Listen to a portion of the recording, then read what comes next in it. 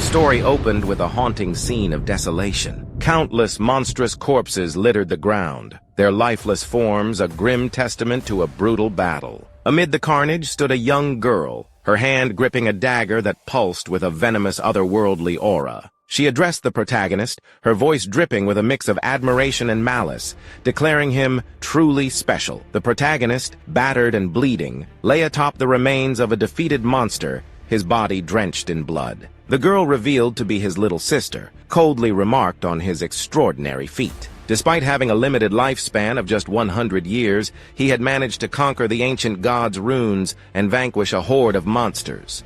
Yet she revealed her true intent. She had come to claim the artifact he had fought so hard to obtain, the Eye of Judgment. Despite his grievous injuries, the protagonist confronted her, his voice trembling with betrayal. He demanded to know why his little sister would turn against him at this pivotal moment. Her response was icy and disdainful. She revealed a truth that shattered him. He was not her blood brother, but merely an adopted child. With a sneer, she dismissed their familial bond, declaring that he had no right to call himself her brother. As she spoke, a blond man stepped forward. His tone was mocking yet calm as he addressed the little sister, chiding her for her harsh words. However, his true intentions were clear. He acknowledged the protagonist's usefulness, particularly his unwavering love for her, which they had exploited to secure the Eye of Judgment. The blond man, named Song Fei, revealed the depths of their deception. The Soul Reaper dagger the little sister wielded was designed to drain the protagonist's life force, a plan meticulously orchestrated to ensure their victory. The protagonist's rage ignited as he recalled the sacrifices he had made for his little sister. After their parents' passing, he had taken on the role of her protector, enduring countless risks and hardships, especially after the arrival of the gods' game. Yet, her resentment surfaced as she accused him of controlling her life, dictating her every move under the guise of discipline. She admitted that while his efforts had been useful in securing their survival, they no longer needed him now that they possessed the Eye of Judgment. Her words were a final cruel dismissal of his years of devotion. Song Fei, seizing the moment, lunged at the protagonist with his sword, urging him to accept his fate with dignity. He promised to care for the little sister, but the protagonist's fury reached its zenith. He vowed that even in death, he would never forgive them. Before he could act, however, Song Fei's blade struck with lethal precision, severing the protagonist's neck in a single, merciless motion. As his consciousness faded, the protagonist reflected on the world he left behind, a world forever altered by the gods' game. In 2025, the forgotten game of the gods had descended upon humanity, dragging unsuspecting individuals into a nightmarish realm while they slept. In this world, life itself became the currency. Death cost fragments of one's lifespan, while slaying monsters could restore it. Players could extract skills from the game, consuming their life force to wield unimaginable powers in reality. The strong could crush tanks with their bare hands, slice through airplanes with swords, and even withstand nuclear explosions. The world had descended into chaos, with disaster spreading like wildfire. The protagonist had survived this brutal new reality, protecting his little sister through countless trials. He had clawed his way to becoming one of the 100 strongest individuals in the world, overcoming insurmountable odds to reach the ruins of the ancient gods and claim the Eye of Judgment. He had been on the cusp of reaching the pinnacle of this new world, only to be betrayed by the one person he trusted most. His life's work, his sacrifices, had been reduced to nothing, a mere stepping stone for others. As he lay dying, he vowed that if given another chance, he would live for himself, not for others. Suddenly, the scene shifted. The protagonist awakened in his bed, his body unharmed. Disoriented, he questioned whether he had truly returned to the real world.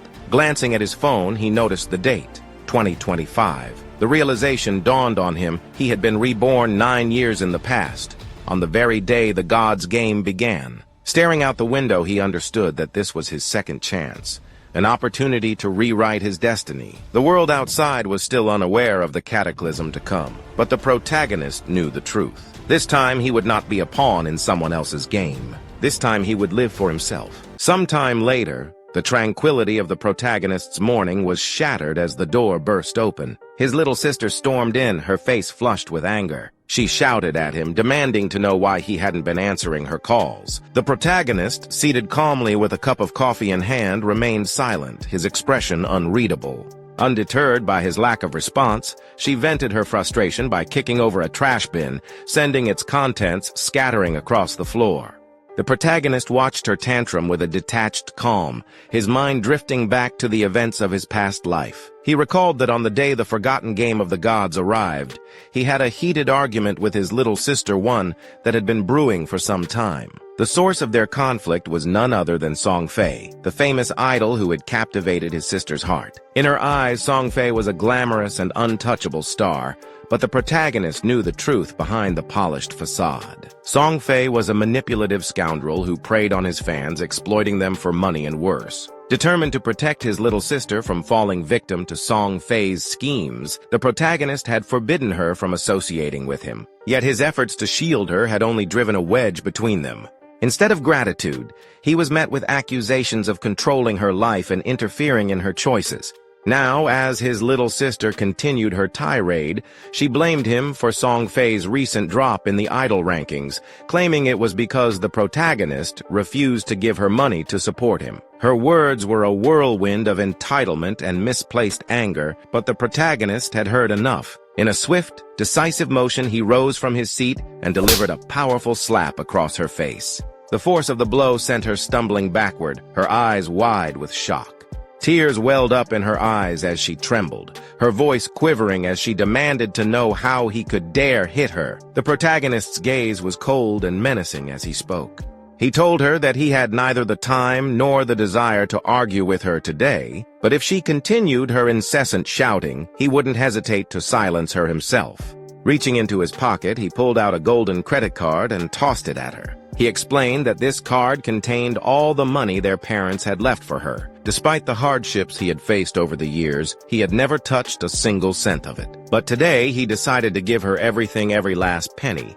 As he turned to leave, he added that for the sake of their parents, he wouldn't argue with her or dictate how she spent the money. However, she should listen carefully. From this day forward, he no longer considered her his little sister. With that, he walked away, closing the door behind him and leaving her standing there, tears streaming down her face. Alone in his room, the protagonist reflected on the weight of his decision. In his past life, he had sacrificed too much, trying to protect his little sister from harm. There were countless secret locations and treasures within the god's game that he had avoided exploring because they were too dangerous for her. He had given up opportunities for growth and power, all in the name of keeping her safe. But now, as he prepared to take sleeping pills to enter the game once more, he felt a strange sense of liberation. He wondered how far he could go without the burden of his little sister holding him back. This time, he vowed to use the knowledge from his past life to surge ahead of everyone else, claiming the power and opportunities he had once forsaken. As for his little sister, he decided to let her prove her worth on her own. She would have to navigate the harsh realities of the world without his guidance or protection. And as for Song Fei, the man who had orchestrated his betrayal and downfall in his past life, the protagonist's eyes darkened with resolve. He promised himself that he would kill Song Fei with his own hands, ensuring that the manipulative idol paid for his sins. The scene shifted to the protagonist, standing in a vast, otherworldly space, a grand hall filled with towering mirrors that shimmered with an ethereal glow. He explained that this was the Hall of Profession Selection, a pivotal location where players chose their path in the god's game. In his past life, he had spent hours here, overwhelmed by nerves and uncertainty. But now, with the wisdom of his previous experiences, he moved with purpose and confidence. This time he knew exactly what he needed. Reflecting on his past choices, he recalled selecting the warrior class to protect his little sister. While the warrior class was far from weak, it no longer suited his current goals. Without the burden of protecting someone else, he realized that speed and mobility were paramount. With this in mind, he stretched his hand toward one of the towering mirrors and selected the assassin class. As his fingers touched the glass, a brilliant blue light enveloped his hand, and a system window materialized before him. The system announced that the artifact, the Eye of Judgment, had already been bound to him and would activate immediately. Behind him, a massive, otherworldly eye materialized, its gaze piercing and omnipotent. Another system window appeared, revealing that the protagonist possessed unique attributes, the might of judgment and the passive of might. The system elaborated that these attributes granted him unparalleled advantages. Upon entering the god's game, he would automatically receive the highest quality profession and talents, setting him far above ordinary players. A smile crossed the protagonist's face as he marveled at the Eye of Judgment's power. He speculated that the artifact's bond with him had persisted even through his rebirth. Could it be that the Eye of Judgment truly recognized him as its master? If so, it would render the artifact useless to anyone else, even if they tried to steal it, as Song Fei and his little sister had done in his past life. He even wondered if the Eye of Judgment was responsible for his rebirth, granting him the second chance to rewrite his destiny. Suddenly, a dark, swirling aura began to seep into his body, catching him off guard. The system congratulated him, announcing that he had unlocked a hidden profession. The class transformation process began, and the dark aura engulfed him completely. When it dissipated, the protagonist emerged transformed. His once black hair was now stark white, and an overwhelming aura radiated from him, signaling his newfound power. The system informed him that he had become a shadow, a high-level hidden assassin class, far superior to the warrior class he had chosen in his past life. The protagonist explained that the shadow class granted immense power immediately upon unlocking it, making it a rare and coveted profession. He touched his face, reflecting on the incredible luck, or perhaps fate, that had led him to this moment. When selecting a profession, there was always a slim chance of obtaining a hidden class. Thanks to his authority of judgment skill, that slim chance had become a certainty. The system then detailed some of the abilities granted by the Eye of Judgment. The first was the Authority of Judgment, described as the most ancient and primordial authority in the universe. It transcended the rules and order that governed reality itself. However, the system clarified that the protagonist, lacking divinity, could not actively wield its full power. Still, its passive effects remained active, providing him with an extraordinary edge. The protagonist was visibly surprised by this revelation.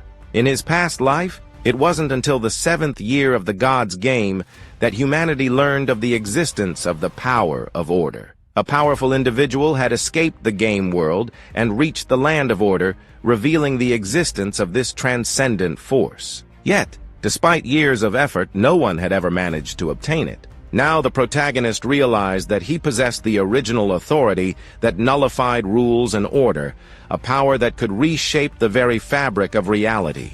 With a determined expression, he acknowledged that his goals had expanded beyond mere revenge. If he could escape the god's game and reach the land of order, obtaining divinity along the way, he would be able to fully activate the authority of judgment. Suddenly, a system screen materialized in front of the protagonist, its glowing text demanding that he enter a code name to be known by in the game.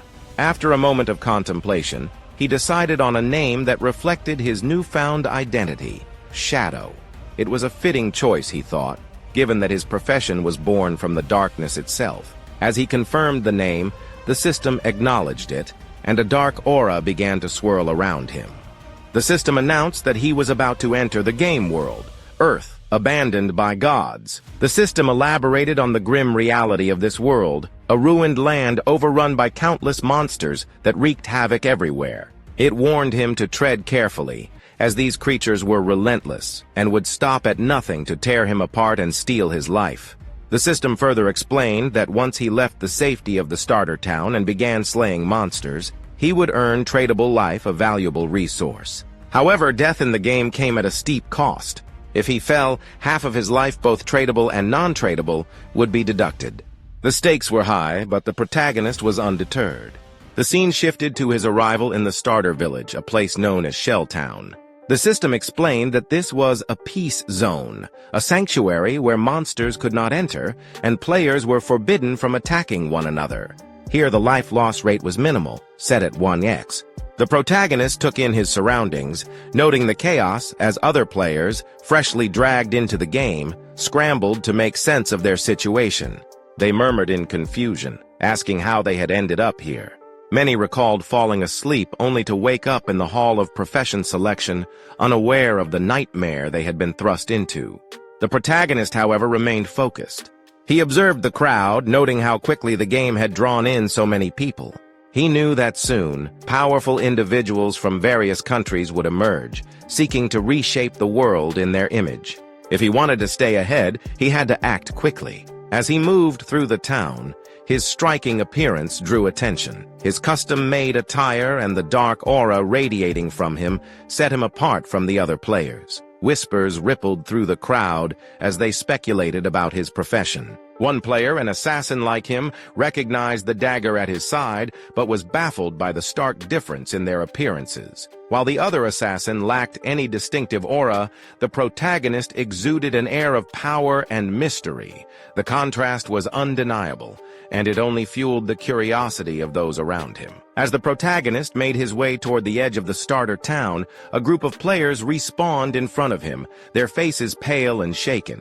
It seemed that death in the game didn't mean the end. Instead, players were transported back to the safety of Shelltown. The group consisted of 3 men and 1 woman, their frustration evident as they vented about their recent encounter with a level 1 creeper monster.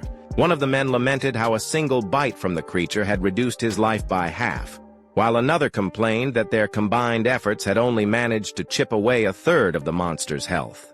The third man was visibly distraught, his life now halved and his confidence shattered. They turned to the woman who appeared to be their leader, seeking guidance on what to do next. Before she could respond, her gaze fell on the protagonist. He in turn studied her with a keen eye. Unlike the others, she wielded a long bow instead of the standard short bow given to archers. This detail didn't escape his notice, and he deduced that she must possess a hidden profession, a rare and powerful advantage. The woman, intrigued by the protagonist's imposing presence and unique attire, approached him with an offer. She suggested that they team up, reasoning that the monsters outside were too strong for any one person to handle alone. Since her group had already faced a monster, albeit unsuccessfully, they had some experience to share. The protagonist, however, couldn't help but inwardly chuckle at her reasoning. The only experience this group has is dying. Politely but firmly, he declined her offer, stating that he preferred to work alone.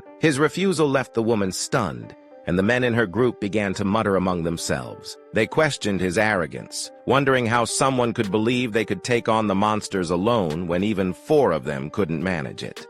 Despite their skepticism, the woman sensed that there was more to the protagonist than met the eye. Determined to uncover his secrets, she decided to check his status window. Her eyes widened as she read his codename, Shadow. She scoffed at what she perceived as pretentiousness, but couldn't shake the feeling that he was hiding something significant. Turning to her crew, she announced that they would follow the protagonist and observe his skills. Perhaps, she speculated, he had discovered some valuable information about the monsters that he was keeping to himself. With a sinister grin, she added that she couldn't wait to see how he fared or how he fell. The protagonist strode confidently toward the exit of Shelltown, with the blonde girl and her companions trailing cautiously behind him. Their movements were deliberate as they ducked behind a tree, their eyes fixed on his retreating figure. The blonde girl, her voice tinged with frustration, muttered to her team about the strangeness and danger of this world, abandoned by the gods. She admitted that she didn't fully understand why they had been dragged into this nightmare. However, as a seasoned online gamer, she had quickly formed a team to tackle the challenges ahead. Despite her experience, she hadn't anticipated how brutally the game would humble them. The very first monster they encountered outside the newbie village had annihilated them effortlessly, serving as a stark reminder of their unpreparedness. She concluded that such a monster was far beyond the capabilities of any level 1 player. The 2 men in her team couldn't help but speculate about the protagonist. One of them, an assassin like the protagonist, pointed out the glaring differences between them. While he wielded a standard dagger, the protagonist carried a short sword, a weapon that exuded lethality. The assassin also noted that the protagonist's speed was noticeably faster and that his attire was unlike anything they had seen, custom-made and radiating an aura of power. Observing these details, the blonde girl couldn't shake the feeling that the protagonist was an anomaly. She quietly resolved to follow him, hoping to glean valuable information that might give her team an edge. However, just as she was about to signal her team to move closer, the protagonist suddenly stopped and glanced over his shoulder. The blonde girl froze, her heart pounding as she wondered if he had spotted them. Before she could react, the protagonist activated a skill called Latent Image. A dark aura enveloped his body, and in an instant he vanished into thin air, as though he had never been there. The group stared in stunned silence, their minds struggling to process what they had just witnessed. The assassin in their team was the first to recover, explaining that the protagonist must have used the stealth ability, a basic skill for assassins. Yet, he admitted that the protagonist's version of the skill was far more impressive than anything he had seen. The blonde girl, shaken but determined, decided that following the protagonist was no longer an option. She suggested they return to the safety of the starter town to regroup and explore other avenues for leveling up. She reminded her team that venturing outside the newbie village was far too dangerous, especially since their lifespans had already been halved after their first death. The men agreed, speculating that the town might hold hidden rewards, such as treasure chests or NPCs with valuable information. They clung to the hope that there was still a way to grow stronger without risking their lives further. Meanwhile, the system provided an explanation of the skill the protagonist had just used. Latent Image allowed the user to enter an invisible state, rendering them undetectable to both enemies and allies. While invisible, the user's first strike after breaking stealth was significantly more powerful. Additionally, the invisibility mastery skill doubled the duration of the invisibility and increased the user's stealth level by 1. The protagonist himself was pleasantly surprised by the effectiveness of his shadow class abilities. Unlike ordinary assassins, whose stealth could be easily detected at level 1, his unique skills ensured that neither players nor monsters could sense his presence in the early stages of the game. As he moved away from the blonde girl and her team, the protagonist dismissed them as naive fools. He knew that the starter town offered no shortcuts to power. It was merely a refuge for players, a temporary sanctuary in a world where the weak were little more than prey for monsters. His focus remained unwavering as he continued his journey. His invisibility eventually wore off, and he noted that while the skill's duration was short, its cooldown began the moment it was activated, allowing him to vanish again in mere seconds. A system screen materialized in front of him, displaying his current status. His code name, Shadow, and his profession, Shadow, were prominently displayed. At level 1, he possessed a non-tradable lifespan of 75 years and a tradable lifespan of 0 years. His attributes were as follows: Strength at 10 points with a bonus of 3, Constitution at 10 points with a bonus of 3, Agility at 10 points with a bonus of 8, and Spirit at 10 points with a bonus of 5. The protagonist explained that every player started with 10 points in each attribute, with bonus points allocated based on their chosen profession. In his past life as a warrior, he had received only 3 bonus points in Strength and Constitution. This time, however, the Shadow class granted him bonus points across all attributes, with Agility receiving a particularly high boost of 8 points. Another system window appeared, informing him that he had 5 free attribute points to allocate. The protagonist paused to consider his options. He knew that many players prioritized strength or spirit at the start, hoping to enhance their physical power or magical abilities. However, he dismissed this approach as fundamentally flawed. In a world where even a single monster attack could be fatal, raw power meant little without the speed to avoid damage. With this in mind, he allocated all 5 points to agility, boosting it to 10 points with a total bonus of 13. The system confirmed the allocation, and the protagonist felt a surge of satisfaction. He explained that agility was the key to survival in the early stages of the game. No matter how much one invested in strength or spirit, a single hit from a monster could spell doom. By maximizing his speed, he could outmaneuver his enemies, striking without taking damage. As the protagonist moved forward, his sharp senses picked up on a faint guttural noise. He paused, his gaze narrowing as he scanned the area ahead.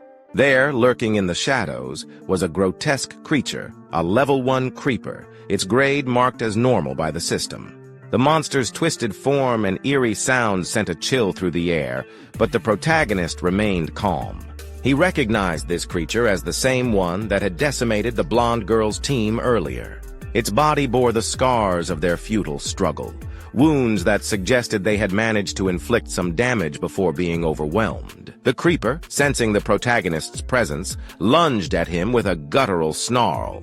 Yet the protagonist didn't flinch. He sidestepped the attack with effortless grace, his movements fluid and precise. As he evaded, he explained that creeper monsters were notorious for their insatiable hunger for life force. When they killed a player, they absorbed their victim's lifespan, using it to grow stronger and evolve. The wounds on this creeper's body were evidence that the blonde girl's team had fought valiantly, but their efforts had only delayed the inevitable. With a flick of his wrist, the protagonist drew his short sword. A dark aura began to emanate from his body, his eyes glowing a menacing red as he activated his latent image skill. In an instant, he vanished from sight, leaving the creeper bewildered and disoriented. The monster snarled, its head swiveling as it searched for its elusive prey. Unbeknownst to it, the protagonist was already above, poised to strike. He deactivated his stealth just as he descended, his blade slicing through the air with lethal precision. This technique, known as break stealth, capitalized on the enhanced attack power granted by the latent image skill, delivering a devastating blow. The system immediately confirmed the success of his attack, a scream materializing to display the damage dealt, a staggering 174 points. The level 1 creeper collapsed, its lifeless form dissolving into energy. The protagonist gained 10 experience points, but even he was momentarily taken aback by the sheer magnitude of the damage he had inflicted. He had expected a powerful strike, but this level of destruction far exceeded his expectations. The system explained that his backstab skill had played a crucial role. When attacking an enemy outside their field of vision, the damage was doubled, a mechanic that turned the protagonist into a lethal predator. As he absorbed the implications of this skill, memories from his past life flooded his mind. He recalled the grueling battles he had endured as a warrior, where a critical hit dealt a mere 40 points of damage. Defeating a single creeper had been a Herculean task, leaving him battered and exhausted. Back then, his focus had been on protecting his little sister, sacrificing his own growth to ensure her safety. He had given her the lion's share of the rewards, leaving himself perpetually underpowered. But now things were different. This time he fought for himself and the results spoke for themselves. The system informed him of his rewards: 3 days of tradable life and an astonishing 54 years and 155 days of non-tradable life. The protagonist crushed the monster's energy in his hand, savoring the rush of power. But the rewards didn't end there. Another system window appeared, announcing that the authority of judgment had been activated. The system congratulated him on obtaining the talent Infinite Evolution, a rare and powerful ability. This talent allowed him to earn evolution points by slaying monsters in solo mode, which could be used to upgrade his skills. Additionally, he would automatically receive 5 evolution points every 24 hours, with the potential to earn 100% of the evolution points from solo boss kills. Currently, he had 5 evolution points. As the protagonist processed the system information, a thought crossed his mind. Could the infinite evolution skill upgrade his existing abilities? In his past life, such a concept was unheard of. Whether it was gear or a skill book, no matter the grade of an item dropped by a monster, it always remained at its original level. That was the established rule of the game. Yet, this infinite evolution skill defied those very principles, transcending the constraints of order. The sheer potential of this ability piqued his curiosity, and he was eager to test its limits. He selected 2 of his current skills, Backstab and his profession, Shadow, to undergo evolution. The moment he made his choice, a system notification appeared before him, confirming the consumption of 4 evolution points and the successful upgrade of his abilities. The first enhancement was to his Shadow profession, now elevated to a bronze tier skill. The improvements were striking. He could now enter stealth mode for 12 to 16 seconds, remaining completely invisible even while attacking. Furthermore, the attack power of the strike that broke invisibility had increased from 60 to 80. While the cooldown had been reduced from 28 to 26 seconds. Next, his initial skill, Backstab, advanced from poor to normal quality. Its passive effect now boosted damage by 15% when striking from behind or outside an enemy's field of vision, up from the previous 10%. Realizing the extent of these upgrades, he noted that his latent shadow skill's duration had increased to 16 seconds. When combined with the mastery effect of invisibility, it effectively doubled to 32 seconds, making it possible for him to achieve near-perpetual stealth. If he had obtained this enhancement earlier, he mused, even a full-health creeper could have been taken down in a single blow. His thoughts were suddenly interrupted by a voice scoffing at the idea of someone as skinny as him killing a monster solo. Turning toward the source, he saw two individuals. A muscular man attempting to impress a girl. The girl addressed him as Ganshi, showering him with praise, and confidently asserting that with his build, he could easily handle at least 10 monsters at once. Ganshi, laughing, assured her that she had nothing to fear with him around. Observing the interaction between Ganshi and the girl, the protagonist sensed that something was amiss. A shadow loomed above them, and he spotted a massive spider-like monster lurking at the top of the tree where Ganshi and the girl stood, oblivious to the imminent danger. Ganshi turned to the protagonist and extended an offer, suggesting that he join them as Ganshi would protect him. However, the protagonist was already moving. Recognizing the monstrous creature as a nurse, without hesitation, he activated his latent image skill and vanished into invisibility. The girl gasped, pointing out the protagonist's sudden disappearance. Ganshi dismissed it with a smug chuckle, claiming that the weakling must have been intimidated by his sheer strength. However, his arrogance was short-lived. Before he could react, the massive spider descended upon them, followed closely by a second, smaller spider. By the time Ganshi realized the peril, it was far too late. The creatures struck, crushing him and the girl in an instant. The system identified the monstrous assailant as the Nurse, a level 1 bronze rarity boss, and its companion as a baby spider, a level 1 common rarity creature. Nearby, still cloaked in invisibility, the protagonist calmly assessed the situation. The Nurse was a formidable foe with approximately 1,600 health points, far beyond what a novice could handle, especially given that it commanded an entire horde of smaller spiders. However, he saw this as the perfect opportunity to test his newly upgraded skills. Without hesitation, he lunged at the Nurse, executing a strike designed to break his invisibility and maximize his damage output. His blade found its mark, and the Nurse recoiled, blood pouring heavily from the wound. In retaliation, the creature lashed out with a powerful attack, but the protagonist swiftly evaded by sliding under its legs. Without missing a beat, he reactivated his latent image skill, disappearing once more into the shadows. A system notification appeared, confirming that he had inflicted 338 points of damage, a solid hit, but still insufficient against such a formidable opponent. Another message indicated that he had sustained 9 points of damage, a minor setback considering his agility.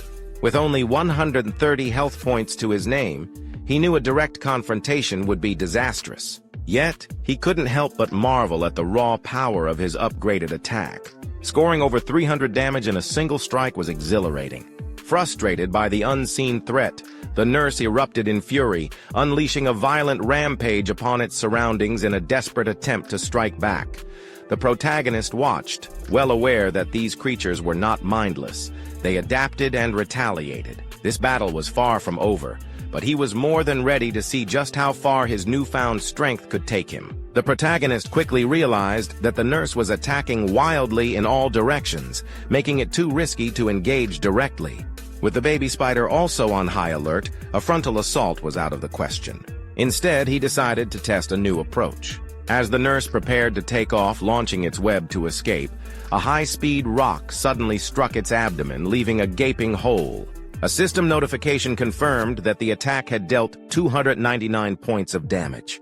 The protagonist explained his strategy, leveraging the extra damage triggered by breaking invisibility alongside his upgraded skills. Since the system treated thrown objects as legitimate attacks, each stone he hurled was just as effective as a direct strike. Without hesitation, he launched another rock, confident that once his latent image skill cooled down, he could repeat the cycle indefinitely. The system soon confirmed another hit, inflicting 279 points of damage. Employing this tactic repeatedly, he systematically weakened the Nurse. Before long, an announcement reverberated across the starter village, Shelltown. The leaderboard had been updated. The system declared that a player named Shadow had slain the Nurse, a bronze-rank monster, becoming the first player to reach level 2. His name was broadcasted throughout the village, and with that, The Shell Town leaderboard was officially open. Other players were left in disbelief. Many recalled being slain by the nurse multiple times, making it inconceivable that a single player had managed to defeat it solo. Murmurs spread as players scrambled for information on this mysterious shadow. Some suspected an exploit, while others stared at the leaderboard, stunned that only one name was listed. Among the shocked spectators was the blonde girl from earlier, along with her team. She struggled to comprehend how a level 1 player could take down a boss-tier monster alone. Even common monsters proved challenging for them. Yet Shadow had bested a bronze-ranked creature. Doubt crept into her mind. Was there an error in the system? Ganchi and his companion, the very ones who had perished to the nurse, were equally dumbfounded. They couldn't fathom how someone had defeated the massive spider while also dealing with its swarm of minions. The girl suddenly recalled the hooded figure they had dismissed earlier. Could he be Shadow? Back with the protagonist, a system notification materialized before him, confirming his victory over the nurse. He had gained 300 experience points, reached level 2, and earned 2 evolution points. Additionally, he had unlocked Shell Town's level leaderboard and received 1 reputation point. The entire town had been notified of his feat. As the nurse's body disintegrated into energy, he remarked that once the boss was slain, the remaining spiders scattered in fear. However, he regretted not eliminating them first, missing out on valuable experience points. Another system notification appeared, revealing his newly acquired rewards: 46 days of transferable life, a bronze-tier skill book called Hand of Avarice, and a corrosion dagger, a bronze-tier weapon that boosted attack power by 35 points and agility by 4. Additionally, he gained 2 more evolution points. Intrigued by Hand of Avarice, he focused on the skill book. The system explained that it was an assassin-exclusive ability, allowing the user to extract additional loot from monster corpses with a 20% success rate. The only requirement was that the player must be at least level 1. He marveled at his unexpected fortune. Who would have thought that a bronze-rank boss would drop such a rare and powerful skill? This ability could drastically enhance his equipment acquisition rate. He recalled a player from his past life, God of Sin, who, despite his mediocre combat abilities, had become one of the most renowned figures in the game solely due to Hand of Avarice. His influence had grown to the point where he had an exclusive bodyguard. A sudden realization struck the protagonist. If Hand of Avarice had a 20% success rate, what would happen if he combined it with his infinite evolution talent? Theoretically, he could not only boost the odds, but also increase the amount of loot obtained. The thought filled him with anticipation.